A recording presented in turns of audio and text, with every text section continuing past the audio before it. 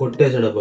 రావిపూడి కొట్టేశాడు, హిట్ కొట్టేశాడు. నేను అస్సలు నమ్మలేదు. 1% కూడా నమ్మకం లేకుండా చేసాను సీరియస్గా చెప్పాలంటే శంకరవరప్రసాద్ మీద. ఎందుకంటే ఆ మ్యాజిక్ అనేది జరుగుతుంది ఎట్ లాస్ట్కి. సో ఎందుకంటే ఆయన ఎప్పుడు రాంగ్ కామ్ లాగానే వస్తాడు అనమాట. ఏదో సర్ప్రైజింగ్లీ హిట్ అవుతుంది ఆ సినిమా. అంటే నాకు తెలియదు లూప్లో కొడతారని అంటారు కానీ డెఫినెట్గా లూప్ అయితే కాదు, ఆయన స్ట్రాటజీ అనుకో. బట్ మనలాంటి ఆడియన్స్కి అది లూప్లో కొట్టినట్టు అనిపిస్తుంది, లేదా ఏదో సంథింగ్ లైక్ ఒక సడన్గా తీసుకొచ్చి హిట్ కొట్టిన అనే పాయింట్కి వచ్చేస్తాను. మొత్తం ఎంజాయ్ చేసాను సినిమా అయితే. మొత్తం స్టార్ట్ నుంచి ఎండ్ వరకు కంప్లీట్గా ఎంజాయ్ చేశాను నేనైతే. అంటే ఆ కామెడీ బిట్స్ కానీ, అంటే ఎవరిని ఫోర్సబుల్గా పెట్టినట్టు అనిపించాలి నాకు. అంటే సాంగ్స్ ప్లేస్మెంట్ కూడా ఒక 10 నిమిషాలు ఒక సాంగ్ వచ్చేస్తుంది, ఒక 15-20 మినిట్స్లో. అంటే ఆ సాంగ్ వచ్చిందన్న విషయం కూడా అర్థమవుతుంది. బేసిక్ ఫ్లోలో వెళ్ళిపోతుంది, ఆ టైమింగ్ వెళ్ళిపోతుంది. ఎప్పుడు ఆ టైమింగ్ వెళ్ళిపోతుంది అంటే నువ్వు ఫేస్ కరెక్ట్ అయినప్పుడు, సినిమా యొక్క ఫేస్ బరాబర్ కట్ చేసినప్పుడే ఆ సినిమా ఫ్లోలో వెళ్ళిపోతుంది. లేకపోతే బోరింగ్ అనిపిస్తుంది. ఏం తీసిండ్రా బాబు, ఏం సినిమా బాబు, వస్తారా సినిమా అని చెప్పేసి అనిపిస్తుంది. బట్ ఈ సినిమాకి అట్లా అనిపించదు, ఫేస్లో వెళ్ళిపోతుంది, ఇట్లా ఫ్లోలో కొట్టేస్తుంది.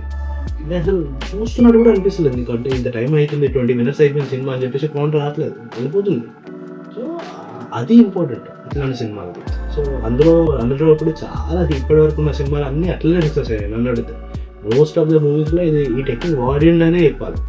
F2 అని తీసుకున్నా, సంగతి కోసం తీసుకున్నా, సర్లేవని గారు తీసుకున్నా అని ఈ సినిమాలు అంటే ఫేజ్లో వెళ్ళిపోతాయి. Supreme one of the best example. Pataas ఏ సినిమాలో ఇట్లా వెళ్ళిపోతుంది, ఇట్లా ఫ్లోలో. ఎప్పుడైతే స్టోరీని స్టిక్ అయి ఉంటాడో అది స్లో వెళ్తుంది ఫేస్. ఎప్పుడైతే కామెడీ టైమింగ్కి స్టిక్ అయి ఉంటారో అది ఈజీ వెళ్ళిపోతుంది, ఫేజ్లో వెళ్ళిపోతుంది.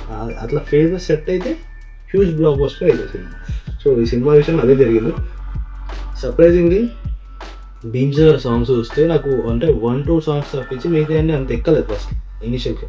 హుక్ స్టెప్ కానీ, తర్వాత ఏంది వెంకట సంగతి అని చెప్పేసి song one of the plus అంటే సినిమాకి. అనిల్ రావుపూడి రైటింగ్ అబ్బా, టేకింగ్, తర్వాత చిరంజీవి గారి యాక్షన్, తర్వాత వెంకీమామ తోడైన దానికి. సో కామెడీ టైమింగ్ ఇవన్నీ బాగా సెట్ అయ్యడంతో సినిమా హ్యూజ్గా వెళ్ళిపోతుంది. సో నాకైతే చాలా బాగా నచ్చుతుంది.